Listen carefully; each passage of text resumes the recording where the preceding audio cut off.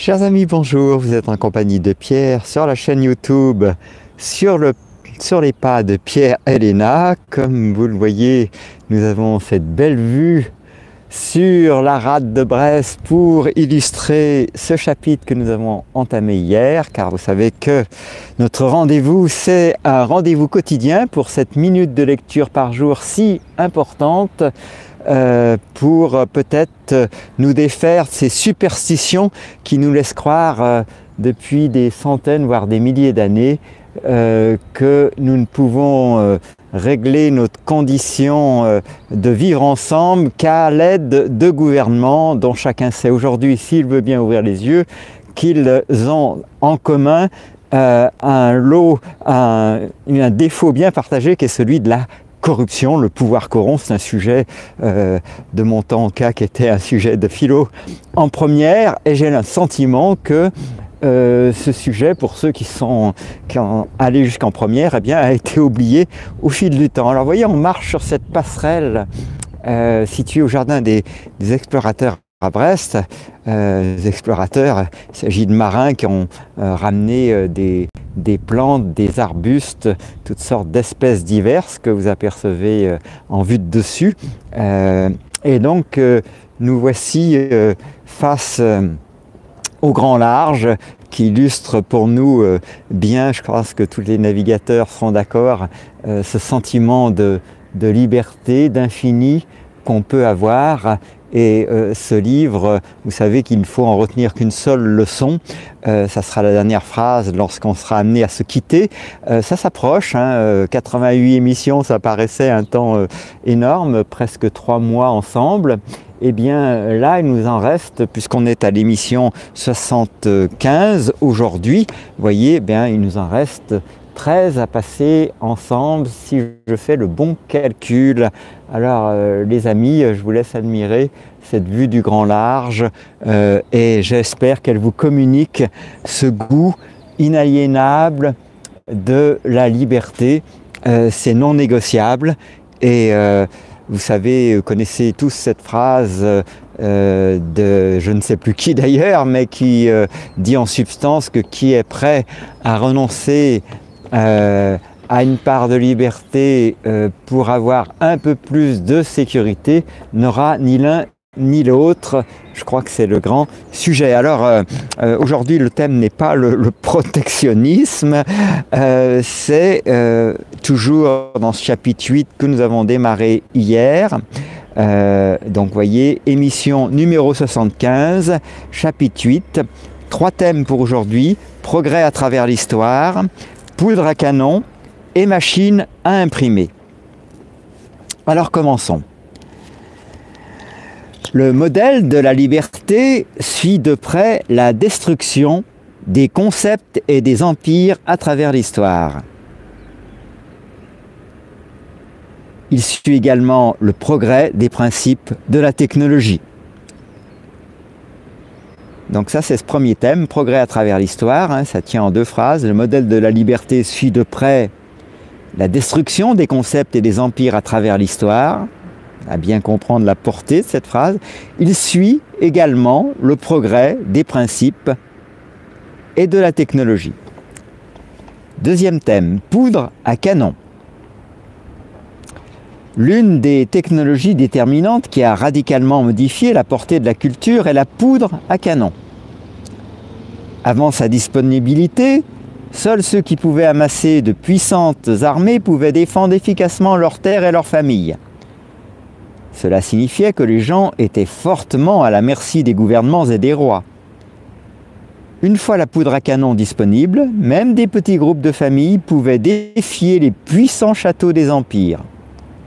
La poudre à canon a remodelé les royaumes de la terre en permettant aux gens de contester le contrôle violent employé par les seigneurs de guerre.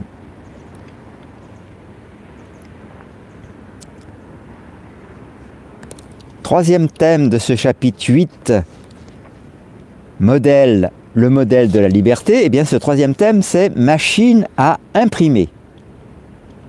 L'imprimerie a remodelé la nature de la culture comme jamais le monde n'avait vu auparavant. Avant son intervention, presque personne ne savait lire. C'était tout simplement trop cher d'acquérir un livre. Une fois que le coût de l'impression a chuté, l'alphabétisation a grimpé en flèche. L'information s'est vue standardisée à une échelle inconnue dans toute l'histoire. Il est devenu bien plus difficile pour les cultures de centrer leur pouvoir sur l'ignorance des gens. La religion était dominée par ceux qui pouvaient contrôler les Écritures. Avec ce pouvoir, ils ont pu influencer les libertés politiques et même le mode de vie des gens. La Bible fut le premier livre imprimé et il se répandit vite, loin et largement. Bien que l'Église romaine ait fait tuer des hommes pour avoir traduit la Bible dans des langues natives comme l'anglais, celle-ci est finalement devenue disponible dans toutes les langues de la terre. Le pouvoir théocratique dans le monde chrétien s'est fragmenté et les gens ont choisi de poursuivre des idées divergentes. La machine à imprimer fut le fondement de toute technologie. Alors que les mathématiques et l'ingénierie ont existé en force dans différents domaines de l'histoire, elles n'ont jamais survécu. La guerre détruisait l'information apprise. Après l'impression, tant de copies de livres ont pu être conservées que la connaissance humaine a persisté dans l'écriture. Elle se répandit aussi vite que la soif, pour cette dernière le réclamait.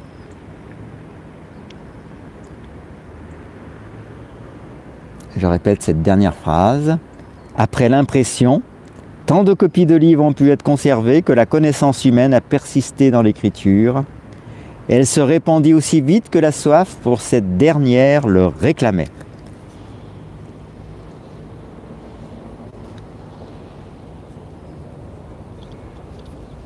Alors merci pour vos commentaires sur le chat, vous savez à quel point c'est apprécié et que nous les lisons bien volontiers, même si nous faisons le choix de ne pas y répondre compte tenu du format de l'émission trop bref pour entrer dans de véritables discussions avec les uns et avec les autres.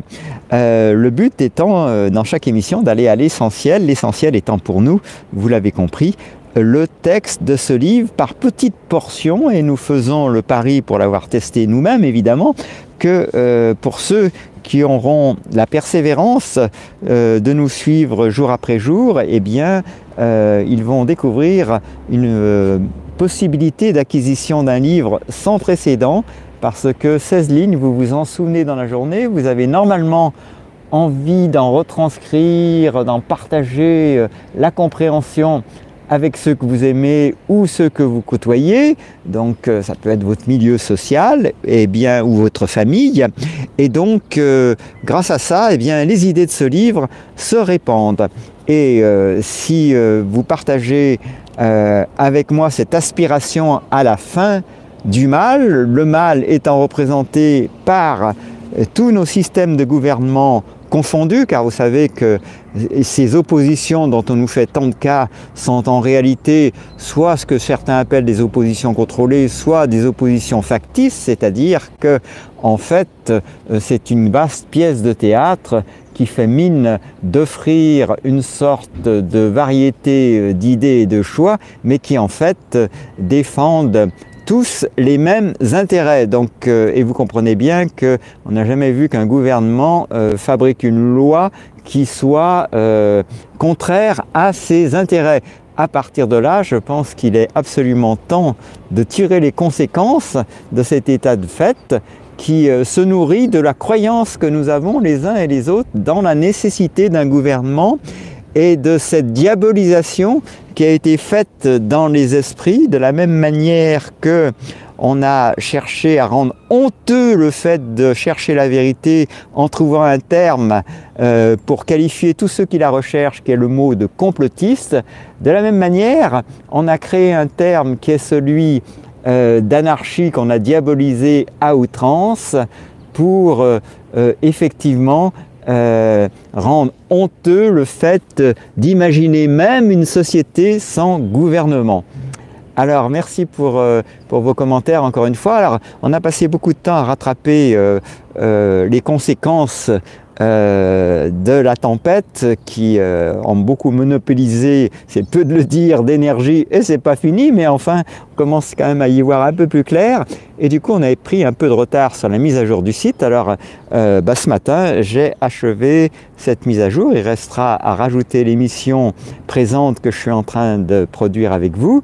Et puis donc ce site, je vous rappelle son adresse, https://la-fin-du-mal.brest.buzz.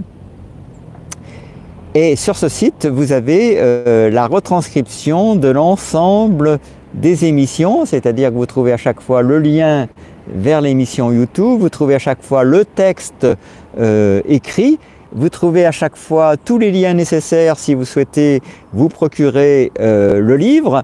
Vous trouvez également des chaînes YouTube qui ont eu le grand mérite de faire connaître ce livre il y a déjà maintenant plusieurs années, mais dans un autre format. Et nous, on avait trouvé ce format quelque peu dommageable pour la compréhension du livre, c'est-à-dire d'enregistrer en une seule vidéo YouTube l'ensemble du livre.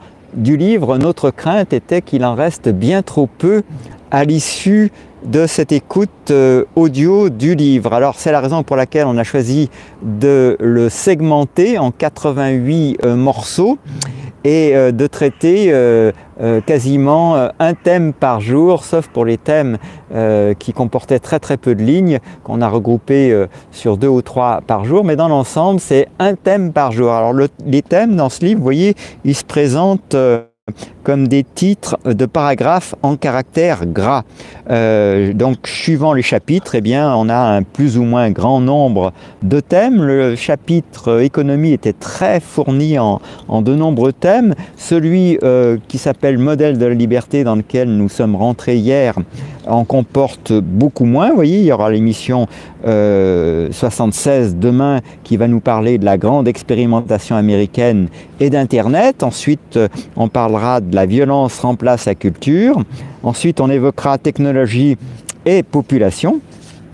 Et puis, on parlera du rêve américain. Bien évidemment, l'auteur étant américain, on peut comprendre que certains aspects du livre sont davantage centrés sur les États-Unis. Et puis, on verra dans l'émission numéro 80 cette compétition pour la liberté. Et il sera temps d'aborder notre dernier chapitre qui s'appelle Fin du mal, qui est également le titre du livre. Le tout sur l'émission 80, 82 et 83. Donc, vous voyez, un chapitre très court. Et puis, ça sera suivi d'un glossaire qu'on vous détaillera, parce que ça vaut le coup de sortir de cette novlangue. Et si les mots ont un sens, il faut effectivement prendre le temps de bien comprendre comment le sens de certains mots ont été travestis. Le but étant toujours le même, c'est-à-dire de duper les populations et de leur faire croire que les gouvernements veulent leur bien, avec cette analogie qu'en principe, un parent bienveillant veut le bien de ses enfants. Beaucoup d'entre nous ont oublié de grandir et acceptent sans broncher le fait de continuer à être traités comme des enfants, ayant mis leur fierté sous le tapis.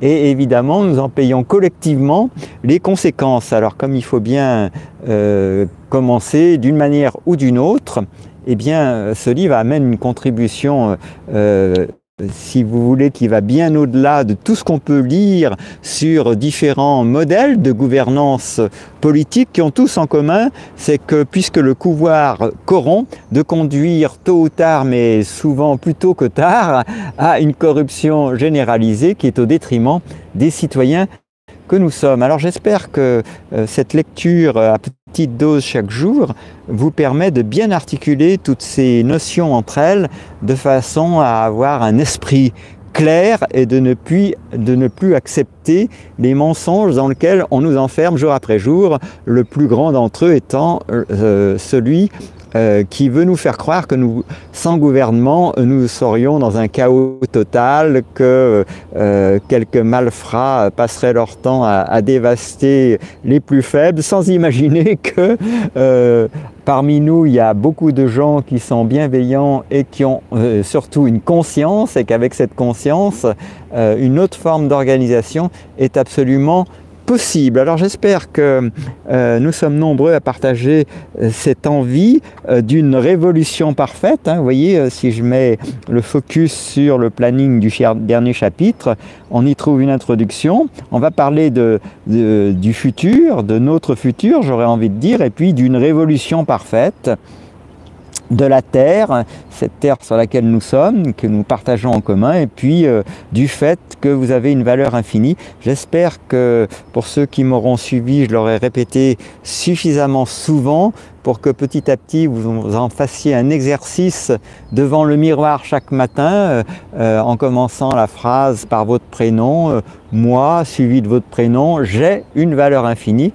et que vous observiez que toutes les mimiques de votre visage, la posture de votre corps, votre respiration est en parfait accord avec cette affirmation, ce qu'on appelle la congruence. Alors à partir du moment où vous êtes congruent, cela peut laisser à penser avec une grande certitude que vous avez intégré le fait qu'il n'y a pas des gens qui sont plus valeureux que vous, mais que nous avons tous une valeur infinie et que par conséquent, vous avez une valeur infinie. Les amis, passez une excellente journée. J'espère que ces émissions vous donnent beaucoup d'énergie, d'espoir et de courage pour que tous ensemble, nous avancions évidemment vers un monde bien plus harmonieux que celui qui nous est donné à voir. Ceci étant, vous savez ce que je pense et vous pensez sans doute de même des médias mieux nommés comme Merdia, et qu'à partir de là, vous savez très bien que l'information de ce monde n'est pas celle qui nous est donnée à voir, mais celle que nous allons chercher de nos propres yeux. Vous connaissez cette citation dont l'auteur m'échappe, mais qui dit ceci: la beauté est dans l'œil du spectateur ou dans l'œil de celui ou celle qui regarde. Donc je vous souhaite le plus beau regard possible sur le monde. Ne croyez pas que ce monde est celui que vous donnent d'avoir les médias à la botte des gouvernants, mais que ce monde est celui que vous saurez voir grâce à votre émerveillement et à votre regard, votre sens de la beauté. Sur ce, excellente fin de journée et à demain pour une nouvelle émission.